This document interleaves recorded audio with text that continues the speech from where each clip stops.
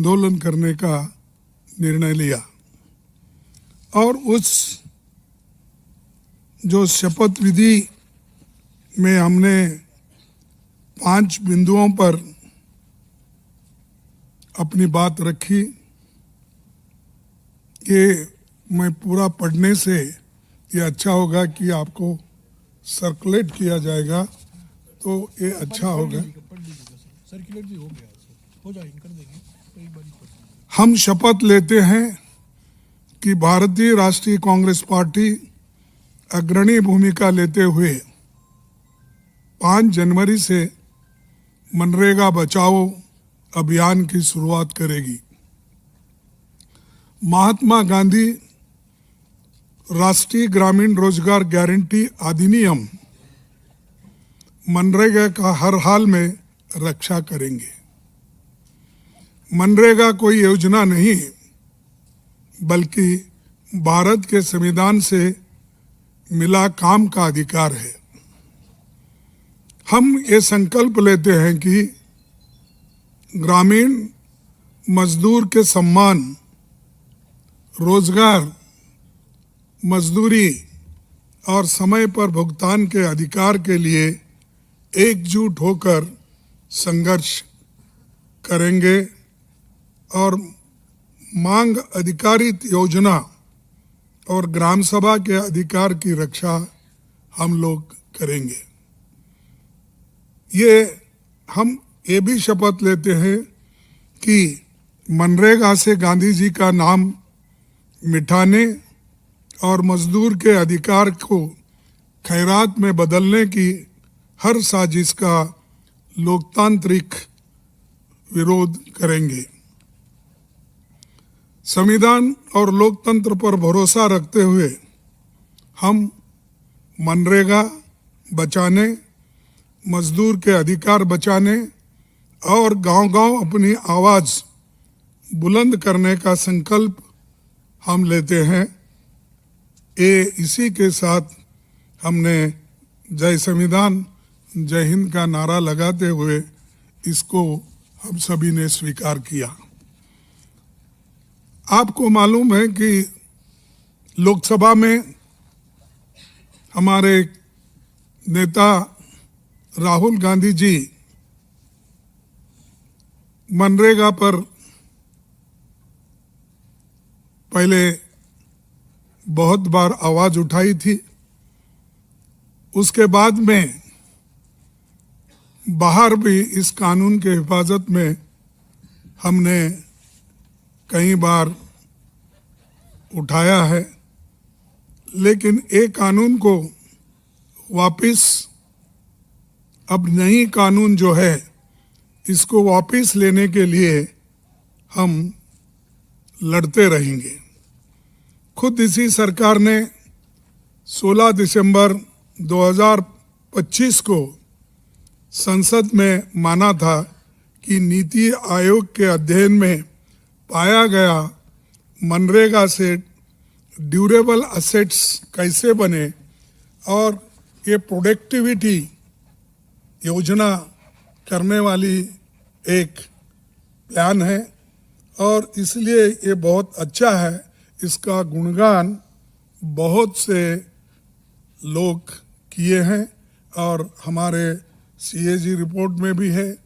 उसके बाद जो भी हमारे रिपोर्ट्स आते हैं या रूरल डेवलपमेंट के, उसमें भी है। और उसके अलावा कोविड में किस तरीके से ये माइग्रेंट वर्कर्स को हेल्प किया और जो लोग, बहुत से लोग जीवित रहे, उनको ये इसका फुल फायदा मिला।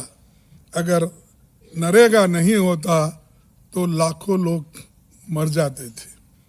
ये इसका बहुत बड़ा देन है और मैं यहाँ आपके सामने कहना चाहता हूँ, इस मनरेगा प्रोग्राम को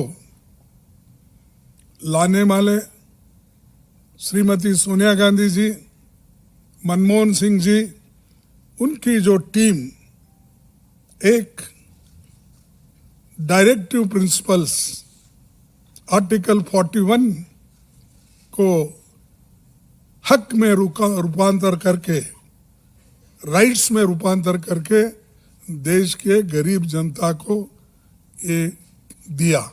उसी के वजह से गरीब जनता आज भी जिंदा है। वो किसी के अंडर काम करने के लिए नहीं जाते। जब ज़रूरी होता है तो ये 100 दिन जो हमने पहले गारंटी दी थी, और कभी कभी ज़रूरत है तो इसको बढ़ाने का भी एक सरकार के पास अधिकार था, लेकिन ये सब इन्होंने छीन लिया। गांव, गरीब, कमज़ोर तबकों के लिए सबसे बड़ी मददगार रही मनरेगा। 11-12 से अब तक लगभग करोड़ों परिवारों को रोजगार मिला है। मनरेगा ने दलितों, आदिवासियों, महिलाओं, वंचित तबकों को गांव में ही रोजगार देकर सशक्त किया। पलायन रुका, गांव में बुनियादी ढांचा और पर्यावरण संरक्षण मजबूत हुआ। मैं ये कहीं बता रहा हूँ कि अपने ही गांव में रह के जो छोटी मोटी खेती भी अगर उनकी होती है तो उसकी भी वो एक तरफ काश्त करके उसका लाभ उठाते थे, और दूसरी तरफ उनको जब मजदूरी नहीं मिलता था तब वो लोग नरेगा के स्कीम के तहत वो काम पे भी जाते थे।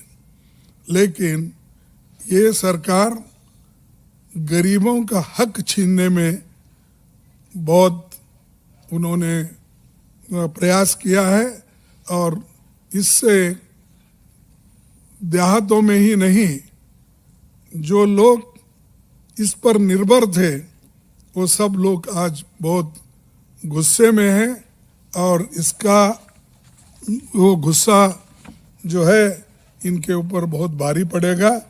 जैसा कि किसानों के 3 काले कानून थे उसको रद्द करने के लिए जो किसानों ने लड़ाई लड़ी, हमने लड़ाई लड़ी, और जो पार्लियामेंट में राहुल गांधी जी, हम सभी लोग, इवन अपोजिशन पार्टी के लोग भी हमारे साथ आए, लड़े, उसी लिए उनको वापस लेना पड़ा, और किसान भी भारी आंदोलन करे। उसका ये एक नमूना आपके सामने पेश कर रहा हूँ। इसीलिए श्रमिकों की मजदूरी का 100% भुगतान केंद्र सरकार करता था, यानी 90% सेंट्रल गवर्नमेंट देती थी, 10% स्टेट गवर्नमेंट। आज वो 60% सेंट्रल गवर्नमेंट और 40% स्टेट गवर्नमेंट। इसका मतलब है कि स्टेट गवर्नमेंट पे भारी बोझा, आर्थिक बोझा उसके ऊपर पड़ेगा, और आर्थिक बोझा पड़ने के बाद कोई डेवलपमेंट नहीं होगा स्टेट में। और ये एक तरफा निर्णय लिया गया है, ना वो स्टेट गवर्नमेंट को पूछे, ना लोगों को पूछे, ना स्टेक होल्डर से पूछे, ना और जो इससे बुरी हालत में रहने वाले लोगों का भी, यानी पंचायत के मेंबर्स या तालुका या जिला पंचायत, किसको भी उन्होंने विश्वास में लेके ये कानून नहीं लाया। सिर्फ गरीबों को कुचलने के लिए और उनको दबाने के लिए ये कानून लाया गया है। इसीलिए हम इसका पुरजोर खिलाफ करेंगे, विरोध करेंगे, और इसके बारे में हम लड़ते रहेंगे। सड़क पे भी लड़ेंगे, आने वाले दिन में पार्लियामेंट में भी लड़ेंगे।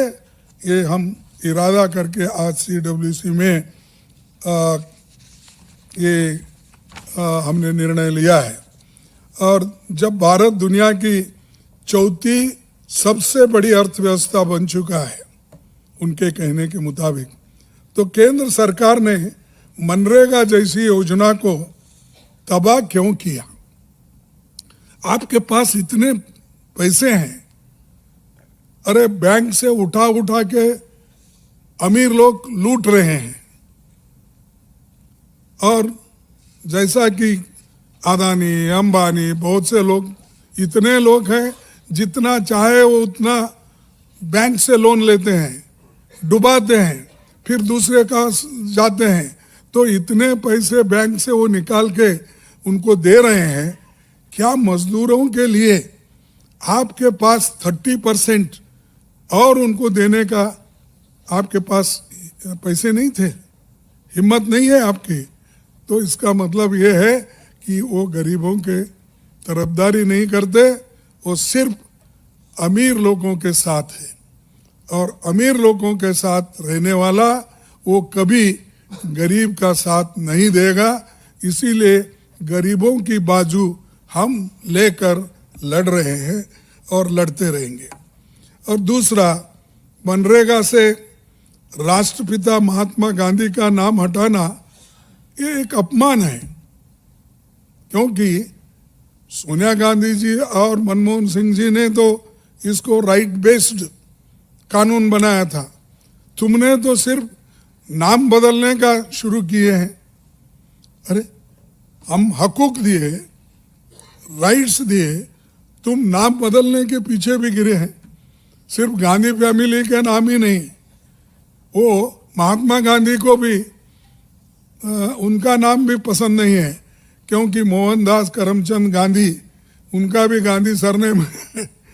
तो गांधी जी यहाँ भी है, तो चलो जितने गांधी नाम के सरनेम वाले हैं उनके ऊपर हमला करो।